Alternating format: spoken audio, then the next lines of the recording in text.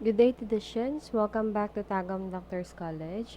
So for today, we are going to talk about Unit 1, which is the historical development of swimming.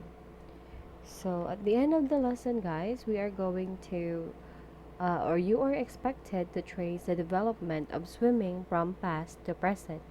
Second, you are going to differentiate swimming techniques from ancient to modern time, and then discuss the importance of the influences of the past contributors to the innovations of swimming. So let's have the introduction. So in swimming class, as time goes by cultural or cultures, languages, inventions, and as well as sports change. So nag-change siya, no? From the time nga dili pa ta kabalo mong langoy, until the time nga meron ng swimming classes, meron ng individual lessons, meron ng water aerobics, at meron ng swimming camps. So this unit will focus on the development of swimming throughout the history. So from the time nga dula pa hantod sa time nga naana. So, let's try to unlock some difficult words. So, first is swimming. So, saan ang swimming?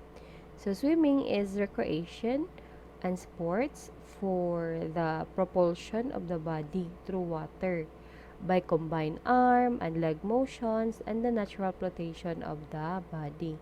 So, kaning swimming para ni siya ginakuan na nato no as a leisure or kanang para malipay ta, recreation nato, entertainment nato. And then, until such time nga nahimo siyang sports.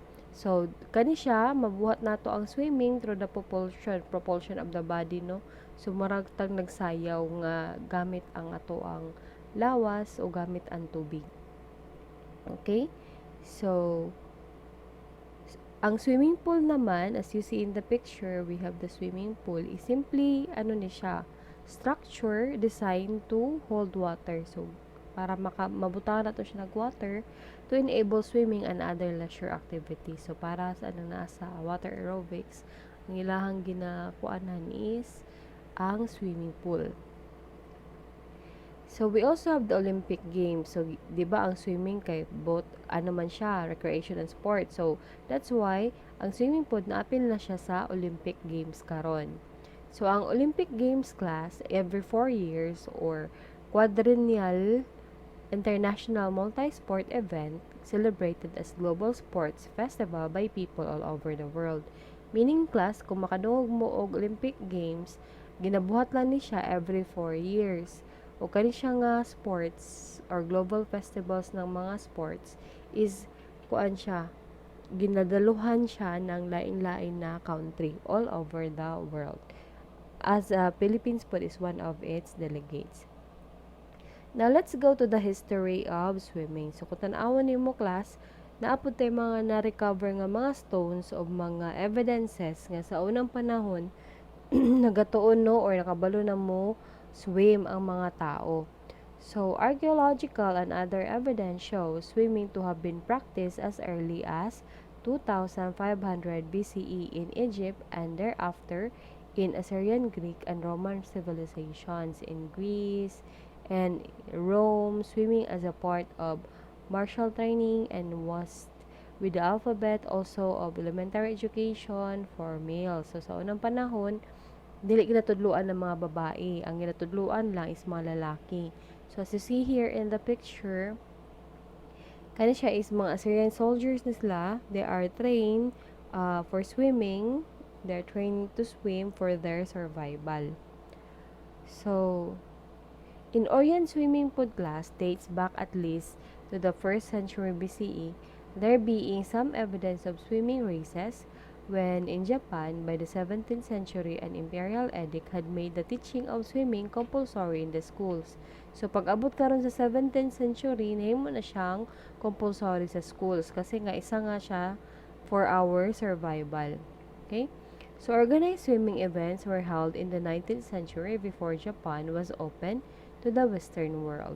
Among the preliterate maritime peoples of the Pacific, swimming was evidently learned by the children about the time they walk or even before. So sa unang panahon daw ginatudluan jud daw ang mga bata. Sa Japan daw ang dito siya naguna. Basin pag mga baby ka pakaayo sila, basin pag di pa sila kabalo mo lakaw, kay ginatudloan na sila og swimming. So, because it is a part of survival. So, as you see in the picture, we have here a Baja fishing style. So, kasi nga, ang fishing pod sa unang panahon, class, it's another way pod siya para makakaunta or makakaon itong mga ninuno nato dati. So, and that's why, kanang mur na pugos gyud ba, ang ato ang mga ninuno nga magtuon mo langoy or mulangoy or mo survive sa tubig tungod kay napo dito ang ato ang uban nga mga pagkaon sama sa isda o uban pa. So next in the picture class, so this is in the ancient Greek. So among the ancient Greeks class, there is note of occasional races. So kani siya no, nakita nimo sa to ang picture nga sa unang panahon de ay ang mga ancient Greeks nagaano po dai sila naslay sports for swimming. So the Romans built swimming pools distinct from their baths. In the 1st century BCE, the Roman Gaius Maecenas is said to have built the first heated swimming pool. So meaning class, kaniday siya, kuan day na sila no, ang ginabutang diri is because tugnaw biya ang Greek. So most likely ginabutangan nila og init na tubig para makaano sila makalangoy or makaligo sila. So, sila pod ang first nga nakabuhat og isa ka heated nga swimming pool. So, the lack of swimming in Europe during the Middle Ages is explained by some authorities as having been caused by a fear of swimming spread infection and cause epidemics. So, actually, sa time sa Middle Ages sa Europe, nahimo siyang fear that swimming spread infection. So, mahadlok maligo or mag-swimming ang uban nga mga tao dito sa Europe sa unang panahon because they fear nga di ba lahi ang mo gamit sa tubig, so naa siya magkakosya og infection og epidemics. So there is also some evidence of swimming at seashore resorts of Great Britain in the late 17th century, evidently in conjunction with water therapy. So na naday chance nga magka-infection ta through the water, napod chance nga magka-epidemic ta through the water. Pero naapod siya chance nga we can also have a water therapy. So lalo na yung sa panganganak no, so we have the water kanang mag-ano ka sa tubig before ka manganak, so para ma-ease ang pain. So that is also water therapy. So not until the 19th century, however, did the popularity of swimming as both recreation and sport begin. So nagsugod siya sa 19th century. So when the first swimming organization was formed there in 1837, London had 6 indoor pools with diving boards. So tanawon nimo, mao ni siya nindot kayo ang ilahang swimming. So dito dai sa London nagsugod ang ato ang recreation and sport in swimming. Now, the first swimming championship was 440 yard or it's equivalent to 400-meter race held in Australia in 1846 and annually thereafter. So nagkaroon na tayo ng Metropolitan Swimming Clubs of London, hantod nagkaroon na tag United States Swimming.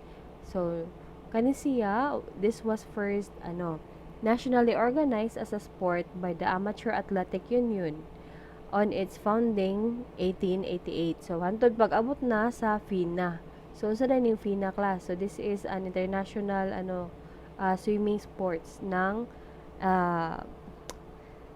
Olympics. So they are called FINA. So ang FINA stands for the Federation Internationale de Nation Amateur.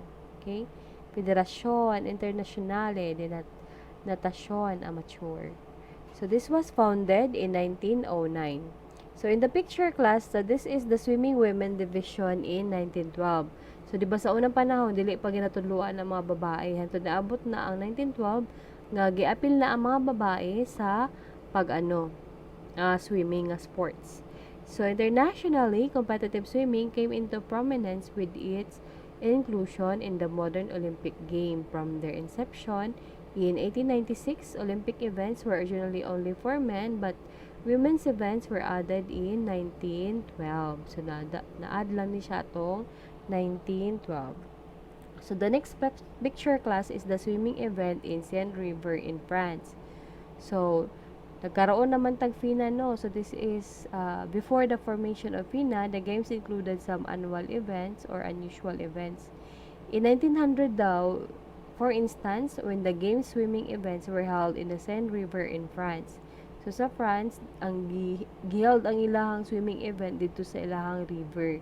So, this is a 200-meter obstacle race involved climbing over a pool and a line of boats and swimming under them.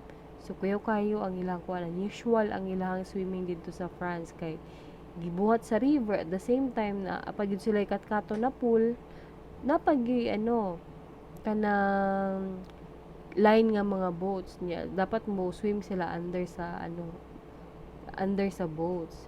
So such are the mga oddities disappeared after FINA. And after FINA took charge under the regulation. So, kasi delikado no siguro sa unang panahon na mga nangamatay ato. So, for both Olympic and other world competition, wastelands came increasingly to be measured in meters, and in 1969, world records for yard measured races were abolished. So, the kinds of strokes allowed were reduced to freestyle, which is kag nag-crawl, no? Backstroke, breaststroke, and butterfly. So, kani siya nga mga 4 strokes were used in individual medley races. So, many nations have one time or another dominated Olympic and the world competition. So, include na ang Hungary, ang Denmark, ang Australia, ang Germany, ang France, ang Great Britain, Canada, Japan, and United States. Now, let's go to the development of training and instruction of swimming. So, advances in swimsuit technology reached ahead at the 2008 Olympic Games in Beijing, where swimmers wearing high-tech bodysuits that increase buoyancy and decrease water resistance broke 25 world records. So, tungod sa mga na-imbensyon, no, bright kayo ang tao, naka-invention sila og kanang kuan, bodysuits nga naga-increase siya buoyancy o kanang decrease water resistance. So, kani siya, naka-broke ni siya 25 ka world record. So, which is, kung tanawon ni mo, dili na siya human capacity. Na siya, through the use na siya of a bodysuit.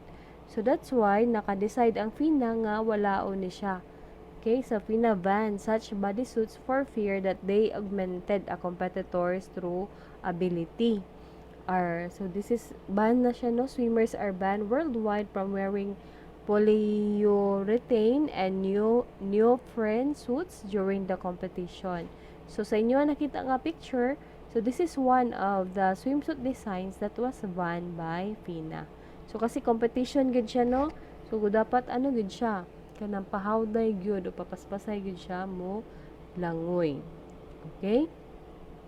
So, thank you so much, class, for listening. Now, let's go to your activity. So, answer the questions and then try also to answer the learning assessment and then do the class, swimming yoga and the class, differentiated activity after this lesson. So, thank you so much for listening. God bless everyone. Thank you, Traditions.